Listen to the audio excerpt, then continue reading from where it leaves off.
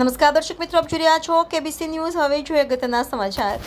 મધ્યસ્થ કચેરી રાણીપ ખાતે એસટી સંકલન સમિતિ દ્વારા મેનેજમેન્ટ અને રાજ્ય સરકારશ્રીને લાંબા સમયથી રાજ્ય સરકાર સાથે 1 વર્ષ કરતાં વધારે સમય થયો હોવા છતાં અમલ ન થતા થયેલ સમાધાન મુજબ તાત્કાલિક અમલ કરવા રજૂઆત પાર્ટ 2 માટે સંકલન સમિતિ દ્વારા કર્મચારી હિતના પ્રશ્નો માટે શ્રી ધીરેન્દ્રસિંહ બાપુનું આહવાન।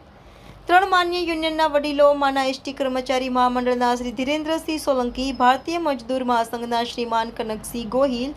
મજૂર મહાજનના શ્રીમાન ઇન્દુભા જાડેજા સહિતના સંકલન સમિતિના વરિષ્ઠ આગેવાનો હાજર હતા અને કામદારો માટે લડી લેવાના મૂડમાં જણાતા હતા। કામદાર એકતા જિંદાબાદ, સંકલન સમિતિ જિંદાબાદના સૂત્રોચ્ચાર ભારે ઉત્સાહ સાથે હાજર રહી કામદાર આગેવાનો અને કર્મચારીઓ દ્વારા સૂત્રોચ્ચાર કરવામાં આવ્યો હતો। એસટી નિગમના કામદાર યુનિયનની બનેલી સંકલન સમિતિની એકતા અને લડાયક મિજાજ જોઈ કામદારોમાંનો સંકલન સમિતિ ઉપર વિશ્વાસની સાથે ભવ્ય સફળતાની આશા બંધાઈ છે। રિપોર્ટર મુસ્તાકભાઈ મેઘાણી, કેબીસી ન્યૂઝ, ભાવનગર। દર્શક મિત્રો, કેબીસી ન્યૂઝને લાઇક, શેર, સબસ્ક્રાઇબ કરો, બેલ આઇકન પ્રેસ કરો જેથી આપને નોટિફિકેશન્સ મળતી રહે। એસટી નિગમના માનનીય ત્રણેય સંગઠનના પ્રમુખોએ કામદારોને શું જણાવી રહ્યા છે તે સાંભળીએ। ફરી એક વખત કહું કે અત્યારે આ નિગમની અંદર મધ્યસ્થ કચેરીમાં બેઠેલા કેટલાક અધિકારીઓ ખોટું ઇન્ટરપ્રિટેશન કરી, ખોટી એની વાતો રજૂ કરી અને નાના પ્રશ્નોને મોટી વાચા આપી નાબાબ સુધી પ્રશ્નો આપણા નિરાકરણ આવે એવી રજૂઆતો ભારતીય આપણા અધિકારીઓ શ્રીને કરે છે। તો પહેલાં એનો પૂર્ણ અભ્યાસ કરે અને ત્યારબાદ કરે અને ન છૂટકે જો જરૂર પડશે એવા અધિકારીઓને પણ અમારે ખુલ્લા પાડવાની જરૂર પડશે, કારણ કે કામદારોની વિરુદ્ધમાં છે એ કામદારોના અધિકારીઓને કોઈ સંજોગોમાં અમે ચલાવી દેવા માંગતા નથી। તો એ આ તબક્કે આપણે એમને ધ્યાન દોરવાના છીએ। બહુ નહીં કહેતા, અત્યારે બાકીના 2 આપણા સંગઠનો કહેશે, આપણે જેમ કહ્યું તેમ અમે રજૂઆત કરવા જઈએ છીએ। આપણે એમની રજૂઆતો કરીશું અને એની જે કંઈ બાબત હશે એ રજૂઆત તમને પણ કરીશું અને તમને કર્યા બાદ જ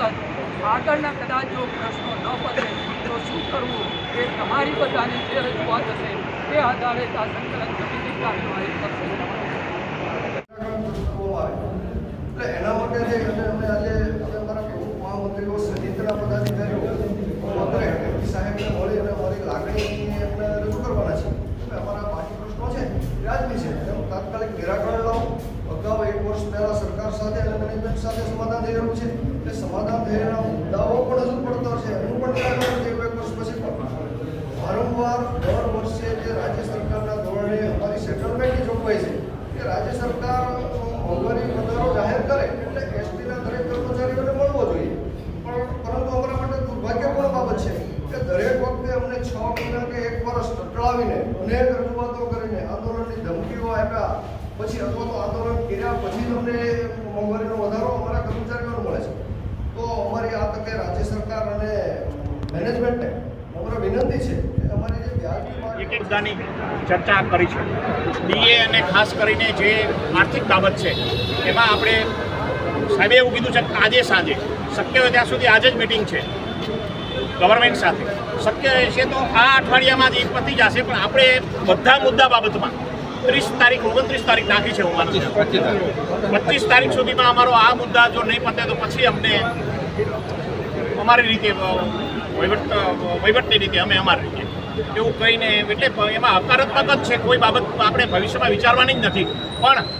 25 પહેલાં આપણા જે મેઇન મુદ્દાઓ છે એ પતી જશે એવી ખાતરી અમને આપી છે 100%। એ લોકોનું કેવું છે કે આજે અમે તમને એવું ન કહી શકીએ કે આજ સાંજે પતી જશે, કદાચ સાહેબ ન હોય અમે જાય અને આર્થિક મુદ્દો ન પતે તો તમે એમ કહો કે આજે તમે કીધું હતું આજ કેમ ન પત્યો, તો કાલે પતે, પરમ દિવસે પતે, પણ 25 પહેલાં 100% આર્થિક બાબત અને જે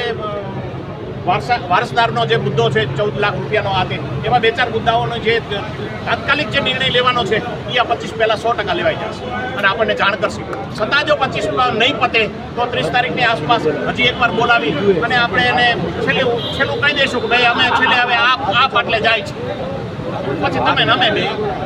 તમે તમારી રીતે અમે અમારી રીતે, બીજું શું, બરાબર।